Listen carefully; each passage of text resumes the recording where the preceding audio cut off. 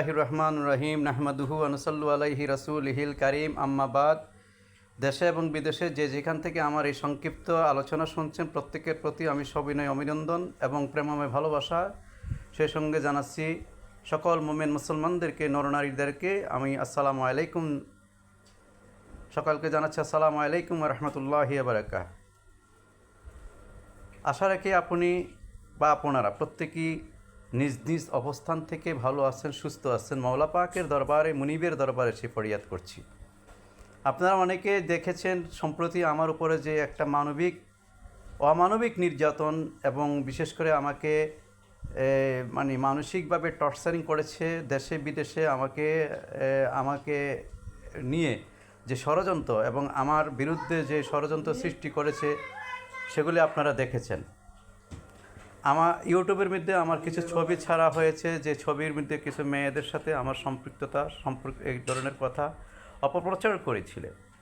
যেই কারণগুলি পেছনে অনেকেই বুঝতে পারেন নাই বা জানতে চেষ্টা করেন নাই কেন বা কী হঠাৎ করে।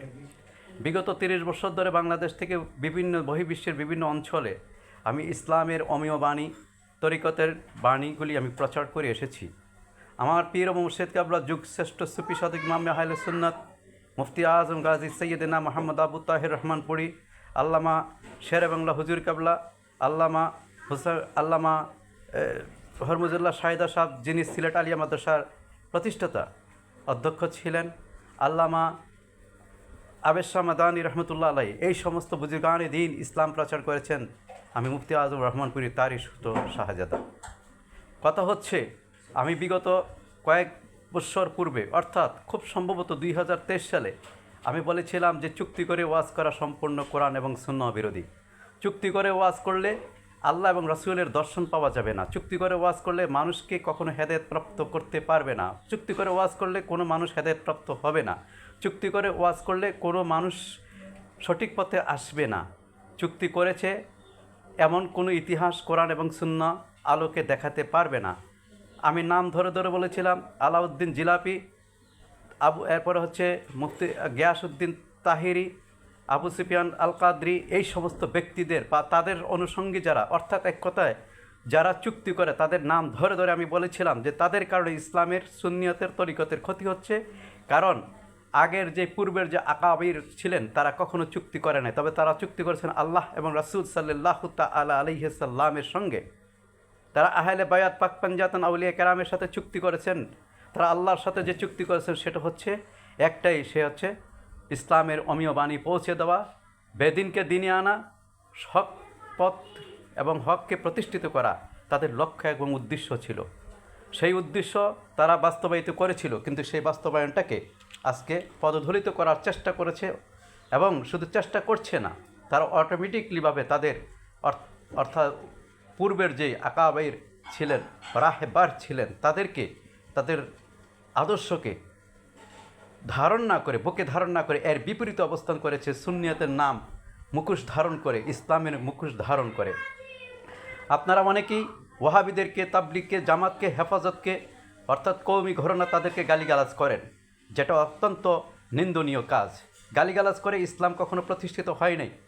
ইসলাম প্রতিষ্ঠিত হয়েছে অমীয় বাহিনীর মধ্য দিয়ে। এটা নবী পাক সাল্লাল্লাহু তাআলা আলাইহি সাল্লামের সেই আদর্শ আপনারা অনুকরণ করেন, আউলিয়া কেরামদের পথ এবং মত অনুকরণ করেন, দেখবেন আপনারা সঠিক পথে আসবেন। আমি সৈয়দ রায়হান শাহকে আপনারা যেভাবে অপদস্থ অপমান করেছেন, একটা মহিলাকে সম্পৃক্ত করেছেন আমার সাথে, একটা ঘরে বন্দি করেছেন, আমি যাওয়ার 5 মিনিটের মধ্যে কীভাবে 4 থেকে 5 হাজার মানুষ আমার ঘরে, আমার উঠানে চলে আসে, এই ন্যাক্কারজনক ঘটনার সাথে ষড়যন্ত্র ছিল, পরিকল্পনা ছিল, নাকি এমনি হয়েছে, সেটা যারা সচেতন ব্যক্তি মহল তাদের কাছে আমি সেই দায়িত্ব বা সেই প্রশ্ন রেখে দিলাম। আমি কারণ একটাই কথা জানছেন, সেটা হচ্ছে একটাই কথা, পৃথিবীর যে আদালত, সে আদালত হচ্ছে, সেটার মধ্যে ভুল ত্রুটি আছে, কিন্তু মানুষের যে আদালত, বিবেক, সেটা হলো শ্রেষ্ঠ আদালত, যে শ্রেষ্ঠ আদালত দিয়েছেন মহান রাব্বুল আলামিন।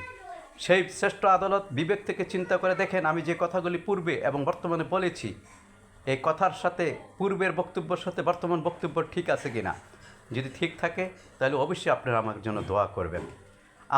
আজকে আমার জন্য অনেকেই কেঁদেছে, অনেকে দোয়াও করেছে।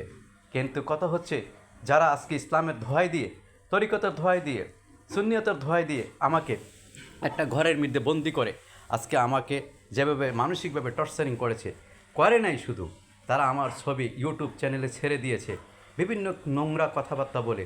সেটাকে মানুষ কি বুঝতে পারে না? কিছুটা হলেও বুঝতে পারেন, মানুষ এত অজ্ঞ মূর্খ নয়, তাদের মতো এত যাযাবর নয়। যাই হোক, আমাকে যা করেছে সেটার প্রতিফলন সে দেখতে পাবেন ইনশাআল্লাহ। মাওলা পাক কাউকে ছাড়েন না, আউলিয়া কেরাম কাউকে ছাড়েন না, ছেড়ে দেন কিন্তু ধরলে কখনো ছাড়বেন না। আজকে আমি সব কিছু ছেড়ে দিলাম।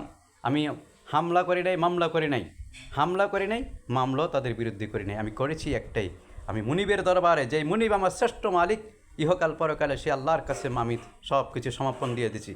যিনি আমার সব কিছু তরানওয়ালা, মদিনাওয়ালা, আমার গৌসে বাগদাদের, আমার মদিনাওয়ালা এবং আমার গৌসে বাগদাদের কাছে আমি সব কিছু সমঝিয়ে দিয়েছি। ইনশাআল্লাহ এটার প্রতিফল দেখতে পাবেন। হয়তোবা অলি আল্লাহর বিচার, আল্লাহর বিচার আস্তে আস্তে হয়। ড্রাফসে মিল্কও আছেন, এক এক ফোঁটা সাগর হয়, আস্তে আস্তে মানুষ চিনা হয়। আল হাক্কুন মররুন, সত্য কথা তিতা। আমার কথাগুলি আস্তে আস্তে প্রমাণ পাবেন।